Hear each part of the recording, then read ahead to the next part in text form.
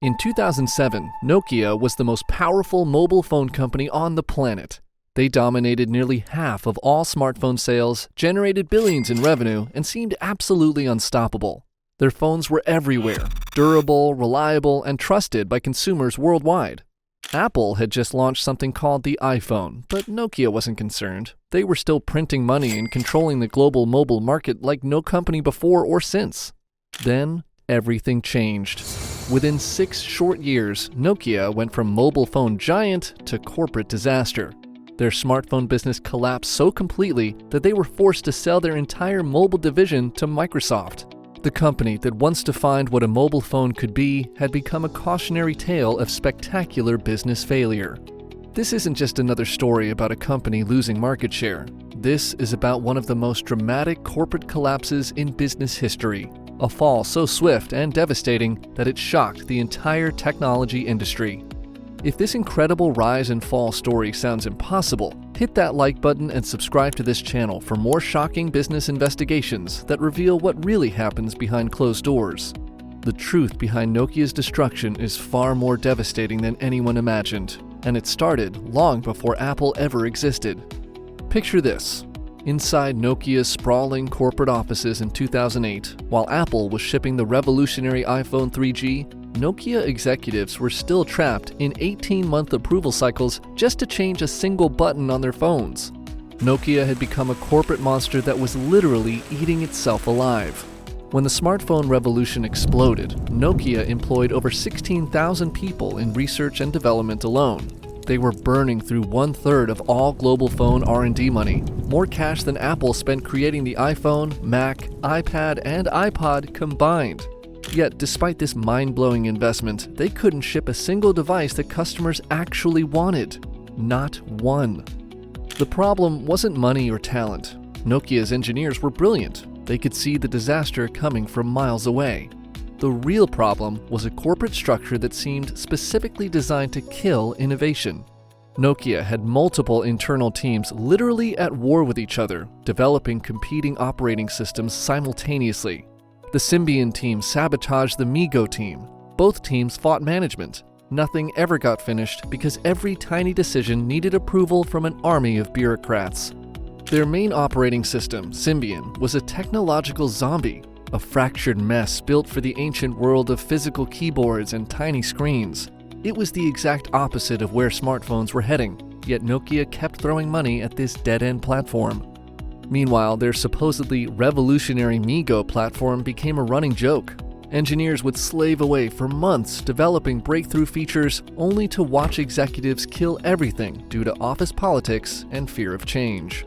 Nokia had developed terminal not invented here disease. They arrogantly refused to use anything created outside their walls, convinced they could build everything better themselves. While nimble competitors grabbed existing solutions and sprinted ahead, Nokia insisted on reinventing every wheel, badly.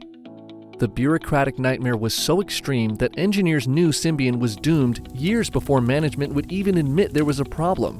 Department heads wasted more energy backstabbing each other than fighting the real competition threatening their empire. Nokia had transformed from a technology leader into a corporate graveyard where good ideas went to die. But Nokia's internal chaos was about to get much worse when they hired a CEO with a mysterious connection to their biggest rival. September 2010, Nokia shocked the technology world by hiring Stephen Elop as their new CEO, a Microsoft executive who had never run a phone company in his life. Elop had been running Microsoft's cash cow business division, overseeing Office and Windows, their most profitable products. Now suddenly, he was supposed to save Nokia's crumbling smartphone empire. The conspiracy theories started immediately. Nokia paid Elop a jaw-dropping $6 million signing bonus just to leave Microsoft and become their first non-Finnish CEO. But something felt deeply suspicious. His family never even moved to Finland. They stayed in Seattle, Microsoft's hometown, throughout his entire tenure at Nokia. Then came February 2011, and Elop dropped a corporate bombshell that would be studied in business schools forever. His infamous burning platform memo declared that Nokia was failing and needed radical surgery to survive. But instead of rallying the troops, the leaked memo destroyed employee morale and sent a crystal clear signal to competitors. Nokia was in full panic mode. What happened next was corporate carnage on an epic scale. Elop immediately torched Nokia's entire smartphone strategy. He killed Symbian development, murdered the promising MeeGo platform, and fired 21,000 Nokia employees in brutal restructuring waves. Entire research facilities were shuttered overnight. Nokia would bet everything on Microsoft's Windows Phone, a platform that barely existed and had zero market traction. The Finnish press went ballistic. They started calling Elop a Trojan horse, a Microsoft spy planted to destroy Nokia from within so Microsoft could buy the pieces for cheap. The conspiracy seemed crazy until September 2013, when Microsoft announced they would acquire Nokia's device division for $7.2 billion. Elop immediately returned to Microsoft as head of devices, exactly where he started. During Elop's reign of destruction, Nokia's stock price crashed 62%. Their smartphone market share collapsed from 33% to 3%, and the company hemorrhaged 4.9 billion euros in losses. The most damning evidence was that while Nokia burned, Elop's family had been comfortably living in Microsoft's backyard the entire time, as if they knew exactly how this corporate thriller would end. But the conspiracy gets even darker when you discover what happened during Nokia's final years of smartphone production. Nokia just bet their entire empire on the smartphone equivalent of the Titanic, and everyone could see the iceberg coming except them. Elop claimed Nokia chose Windows Phone over Android because Samsung was too strong on Google's platform. Translation: Nokia was too scared to compete, so they picked the platform with almost zero users instead. This was corporate suicide disguised as strategy. Nokia became Microsoft's exclusive flagship Windows Phone partner, abandoning every other mobile operating system they'd spent years developing. They put all their eggs in a basket that was already cracking. Windows Phone 7 had launched in 2010, missing basic features that flip phones from 2005 could handle. No copy and paste functionality, no multitasking, no real web browser. It was embarrassingly primitive. But Nokia executives convinced themselves they could polish this technological disaster into smartphone gold. The reality was brutal. Nokia's Lumia phones featured gorgeous hardware running an operating system that felt like it was designed by aliens who had only heard smartphones described secondhand. Windows Phone's App Store was a wasteland. While iPhone and Android boasted millions of apps, Windows Phone struggled to reach 100,000. Major apps like Instagram, Snapchat, and even Google's YouTube were either missing entirely or worked terribly. Developers took one look at Windows Phone's microscopic market share and ran the other direction. Why build apps for a platform that captured less than 3% of smartphone sales? Nokia spent billions on slick marketing campaigns showing beautiful Lumia devices. But gorgeous commercials couldn't hide the fact that the phones were fundamentally broken for what people actually wanted to do. The numbers told the story. By 2012, Nokia had dropped to second place globally behind Samsung for the first time in 14 years. Their smartphone sales collapsed from over 100 million annually to under 10 million. The most humiliating moment came when Nokia sold more smartphones running their ancient dead Symbian operating system than they sold running Windows Phone, their supposed salvation platform. Customers could see what Nokia's executives couldn't. Windows Phone wasn't the future. It was a technological dead end that would drag Nokia straight into the grave. September 2013, Microsoft dropped $7.2 billion to buy Nokia's phone business, then proceeded to light that money on fire in one of the most spectacular corporate disasters ever recorded. Stephen Elop walked straight back through Microsoft's doors as head of the very division he had just sold them. The Trojan horse had completed his mission and returned home with Nokia's corpse in tow. Microsoft promised to transform Nokia into a smartphone powerhouse using their superior resources and global reach. Industry analysts praised it as a strategic masterstroke that would finally give Microsoft the hardware expertise to challenge Apple and Google. They were catastrophically wrong. Within 18 months, Microsoft's Nokia experiment had become a financial bloodbath that would make business school students wince for decades. July 2015, Microsoft shocked Wall Street by announcing a $7.6 billion write-off of the Nokia acquisition, meaning they wrote off more money than they originally paid for the company. The entire Nokia purchase was declared essentially worthless. But the carnage didn't stop there. Microsoft simultaneously announced they were firing 7,800 former Nokia employees and taking another $800 million in restructuring charges. They were paying billions to destroy what they had just bought. By the time the smoke cleared, Microsoft had retained only 1 out of every 5 Nokia employees they inherited. The rest were shown the door in waves of brutal layoffs. The math was sickening. Microsoft paid nearly $8 billion to acquire Nokia, then paid billions more to dismantle it. Their total losses exceeded $10 billion, making it one of the worst tech acquisitions in corporate history. The Windows Phone platform that Nokia had gambled everything on captured just 0.7% of global smartphone sales by 2016. Microsoft had spent over a decade and tens of billions of dollars to become completely irrelevant in mobile. In May 2016, Microsoft sold Nokia's remaining feature phone business to a Finnish company for $350 million, pocket change compared to their massive losses. Stephen Elop quietly left Microsoft again in 2015, having presided over the complete destruction of 2 phone businesses in just 5 years. Nokia shareholders watched helplessly as over 18 billion euros in market value evaporated, making Microsoft's Nokia massacre a double financial disaster that devastated everyone except Microsoft's executives. But while Microsoft buried Nokia's phone legacy forever, the real Nokia was secretly building something far more valuable in the shadows. As the tech world mourned Nokia's death, the Finnish giant was quietly orchestrating one of the greatest corporate comebacks in business history. Nokia had kept their most valuable asset during the Microsoft bloodbath, their networks division. While everyone focused on the smartphone disaster, Nokia was secretly building the invisible backbone that would power the entire digital world. In 2015, while Microsoft was writing off billions in Nokia losses, Nokia struck back with a 15.6 billion euro masterstroke that would reshape global telecommunications forever.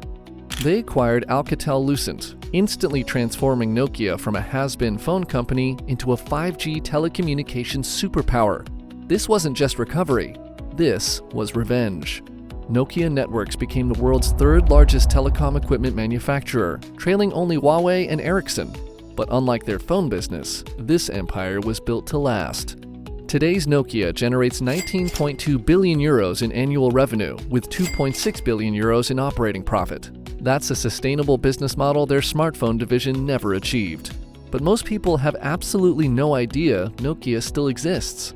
Every time you use 5G on your iPhone or Android phone, there's a good chance you're connecting through Nokia's infrastructure.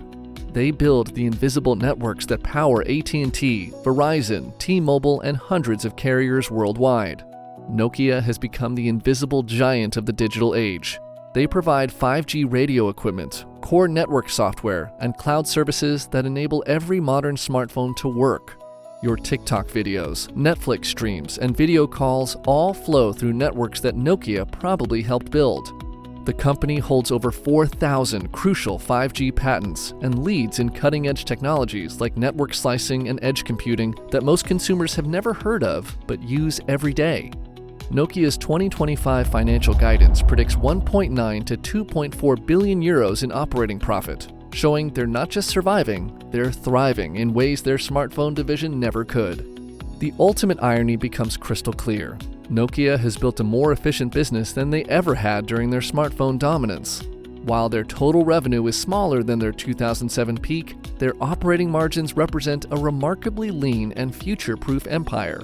While Apple and Samsung fight over phone market share, Nokia controls the networks that make their devices actually work. But Nokia's transformation story has one final twist that brings their mobile legacy full circle in the most unexpected way. In 2016, something incredible happened that most people completely missed. Nokia phones started appearing in stores again. Nokia had cleverly licensed their legendary brand name to HMD Global, a company run by former Nokia executives who refused to let the Nokia phone legacy die. HMD Global began releasing Nokia-branded Android phones that felt like a middle finger to everything Microsoft had destroyed. Clean software, regular security updates, and that classic Nokia build quality that people remembered and missed. The strategy was brilliant in its simplicity. While everyone else was chasing flagship phones and premium prices, Nokia targeted the forgotten middle market with solid, affordable devices that actually worked.